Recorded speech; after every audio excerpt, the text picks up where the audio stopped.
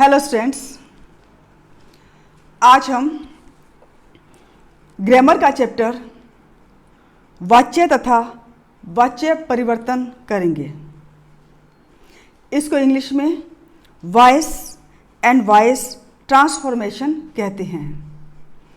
Students, आपने English में voice किया होगा कि इसके 2 पार्ट्स हैं, एक्टिव वॉइस, पैसिव वॉइस। वही हिंदी में है। एक्टिव वॉइस को हम हिंदी में कर्तृवाच्य कहते हैं और पैसिव वॉइस को कर्मवाच्य है। तो इंग्लिश के अंदर तीसरा पॉइंट नहीं होता, हिंदी में इसका एक पॉइंट और होता है, भाववाच्य। तो वो भाववाच्य में हम कैसे परिवर्तित करते हैं वो मैं बताऊंगी। इंग्लिश में हम उसको परिवर्तित नहीं कर सकते, इसलिए इंग्लिश में सिर्फ 2 हैं, active voice and passive voice, और हिंदी में कर्तृवाच्य, कर्मवाच्य और भाववाच्य। तो अब डिटेल में हम ये लेसन करते हैं। वाच्य शब्द अंग्रेजी के वॉइस शब्द का पर्याय है। इसका अर्थ है वाणी या कथन। अब यह प्रश्न उठता है कि किसका कथन? तो उत्तर होगा वक्ता का कथन, कि जो बोलता है। हर भाषा में वाच्य के अंतर्गत वक्ता लगभग एक ही बात को 2 तरह से व्यक्त कर सकता है। उदाहरण के लिए हिंदी और अंग्रेजी भाषाओं के वाक्यों को देखिए। लड़की ने खाना खाया। अब अगर इंग्लिश में हम करना चाहें, the girl ate food. Hindi में लड़की से या लड़की के द्वारा खाना खाया गया। इसका इंग्लिश में देखो, food was eaten by the girl. अब 2 प्रकार से ये हम सेंटेंस बना रहे हैं। तो पहला सेंटेंस जो है वो क्या है? एक्टिव वॉइस, और जो दूसरा हमने बोला है वो है पैसिव वॉइस। तो अब इन दोनों भाषाओं में दोनों वाक्य का अर्थ सामान्यतः एक ही है, पर फिर भी दोनों के अर्थ में थोड़ा सा अंतर है। क्यों? वाक्य में जो फर्स्ट वाक्य है उसमें लड़की कर्ता है, सब्जेक्ट है, कि खाना खाए जाने का कार्य को वक्ता द्वारा प्रधानता दी गई है। अगर आसान भाषा में हम समझें तो इसमें एक्टिव वॉइस के अंदर सब्जेक्ट है, वो मेन होता है, वो प्रधान होता है। उसके अकॉर्डिंग ही क्रिया चलती है, वर्ब उसके अकॉर्डिंग ही चलती है। लेकिन पैसिव वॉइस में जो वर्ब है वो ऑब्जेक्ट के अकॉर्डिंग चलेगी, उसमें सब्जेक्ट के अकॉर्डिंग, और पैसिव वॉइस में ऑब्जेक्ट के।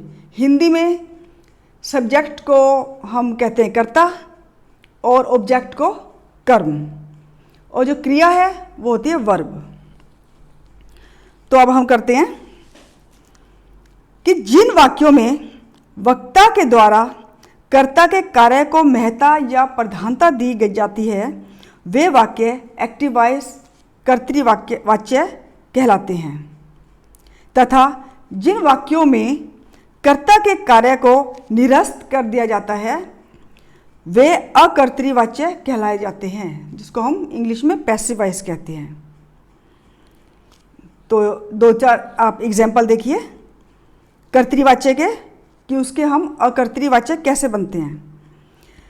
मीरा नृत्य सीखती है। मीरा के द्वारा नृत्य सीखा जाता है। वह नाश्ता बना रही है, उसके द्वारा नाश्ता बनाया जाता है।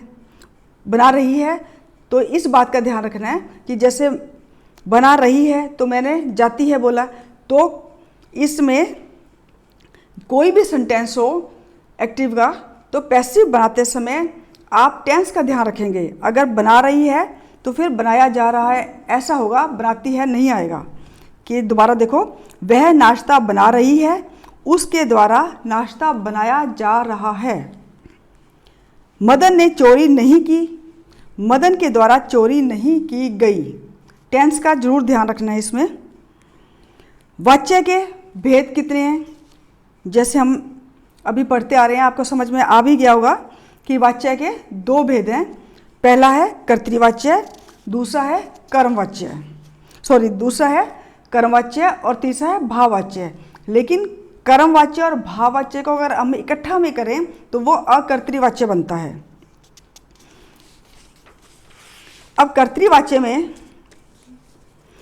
जिन वाक्यों में वक्ता द्वारा कर्ता के कार्य को प्रधानता दी जाती है, उसको महत्व दिया जाता है, उसे हम कर्तृवाच्य कहते हैं। ऐसे वाक्य कर्तृवाक्य के अंतर्गत ही आते हैं। अब इसमें अगर आप ध्यान से इसके पॉइंट सुनोगे कि मेन पॉइंट क्या बनते हैं, कि कोई भी कर्तृवाच्य है वो अकर्मक या सकर्मक कोई भी हो सकता है। अकर्मक भी हो सकता है और वो सकर्मक भी हो सकता है। एक तो पॉइंट ये ध्यान रखना। सेकंड पॉइंट है, इसमें से के द्वारा बिल्कुल नहीं आएगा। अब से का मतलब आप समझ रहे होंगे कि जैसे राम से, राम के द्वारा, जिस वो वाला से मीन्स के द्वारा। जैसे बाय राम इंग्लिश में आप करते हो, बाय हिम, ये वो से नहीं कि मैंने पेंसिल से काम किया है, ये वाला नहीं। तो ये ध्यान रखना है कि कर्तृवाच्य में वाक्य सकर्मक और अकर्मक कोई भी हो सकता है। सेकंड पॉइंट है अकर्तृवाच्य। अकर्तृवाच्य के वाक्यों से तात्पर्य उन वाक्यों से है जो कर्तृवाच्य के नहीं हैं, अर्थात जिन वाक्यों में वक्ता द्वारा कर्ता के कार्य को निरस्त किया जाता है, कर्म पर ज़्यादा बल दिया जाता है, कर्म के अकॉर्डिंग ही आपकी क्रिया चलती है। अब जैसे अकर्तृ में देखो, बच्चों के द्वारा गीत गाया जा रहा है, मजदूरों के द्वारा पेड़ काटा जा रहा था। अब इसके अंदर इसमें जो बातें हैं वो कौन सी है? इसमें के द्वारा या से ये जरूर आएगा। अकर्तृ के हिंदी में दो भेद हैं। पहला है कर्मवाच्य, दूसरा है भाववाच्य। कर्मवाच्य अकर्तृवाच्य के वे वाक्य जिसमें सकर्मक क्रिया होती है वे कर्मवाच्य कहलाते हैं। यानी कि कर्मवाच्य के अंदर एक बात ध्यान रखना कि उसके अंदर कर्म जरूर होगा। अगर कर्म नहीं है तो इट मीन्स वो भाववाच्य बन गया है। इसमें आप ध्यान से अगर सुनो तो कर्मवाच्य में सकर्मक क्रिया होगी और भाववाच्य में अकर्मक क्रिया होगी। अकर्तृवाच्य के दो भेद जैसे मैंने बताए आपको, कर्मवाच्य और भाववाच्य। कर्मवाच्य नाम से ही मालूम है, कर्मवाच्य में कर्म होता है, भाववाच्य में भाव की प्रधानता होती है, इसमें कर्म नहीं होगा। अब एग्जाम्पल देखो, जैसे कर्मवाच्य के शीला द्वारा गाना गाया गया, मुझसे नाश्ता नहीं किया गया, यह है कर्मवाच्य। भाववाच्य के में देखो, मुझसे यहाँ नहीं बैठा जाएगा, किसी भी बच्चे से भागा नहीं जा रहा है।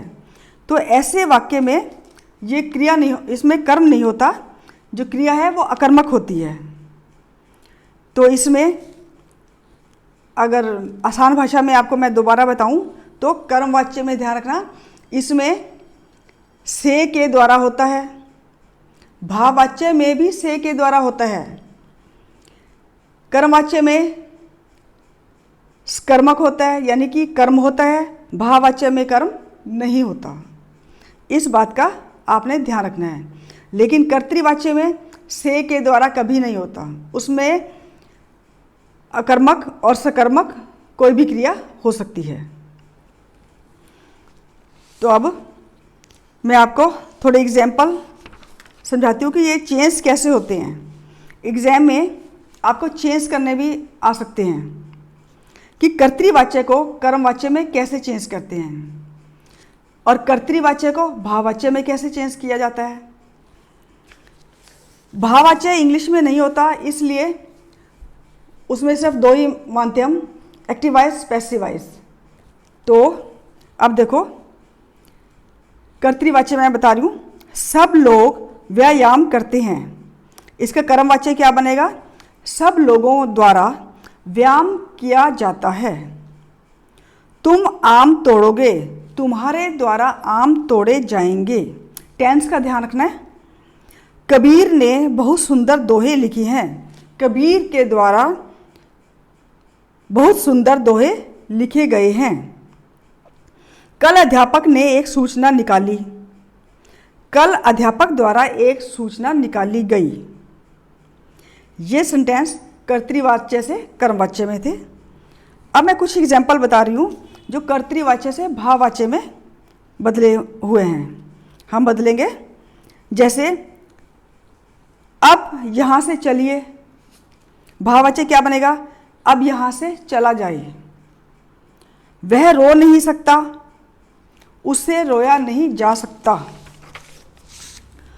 आओ थोड़ा चले, आओ थोड़ा चला जाए। यहाँ बैठिए, यहाँ बैठा जाए। अब कुछ एग्जाम्पल कर्मवाच्य से कर्तृवाच्य में, पैसिव वॉइस से एक्टिव में। हरीश द्वारा पत्र पढ़ा गया। हरीश ने पत्र पढ़ा। अब इसमें हरीश द्वारा, ये द्वारा कट जाएगा। हाँ, एक बात और भी सुनो स्टूडेंट्स, इंग्लिश में जैसे हम करते हैं कि ऑब्जेक्ट को हम सबसे पहले ले आते हैं कि वह पुस्तक पढ़ता है। इंग्लिश में अगर हम पुस्तक है बुक या द बुक हम शुरू में लेके आते हैं, लेकिन हिंदी में कोई ज़रूरत नहीं होती। तो हिंदी में राम पुस्तक पढ़ता है, राम के द्वारा पुस्तक पढ़ी जाती है, ऐसा भी कर सकते हो। सामान चुरा लिया गया। अब सामान चुरा लिया गया, इसके अंदर करता है ही नहीं, तो किसी ने तो चुराया है ना। तो किसी ने सामान चुरा लिया। कुली से सामान नहीं उठा, कुली ने सामान नहीं उठाया। भाववाच्य से कर्तृवाच्य में उससे चला नहीं जाता, वह चल नहीं सकती, वह चल नहीं पाती, ये भी हो सकता है।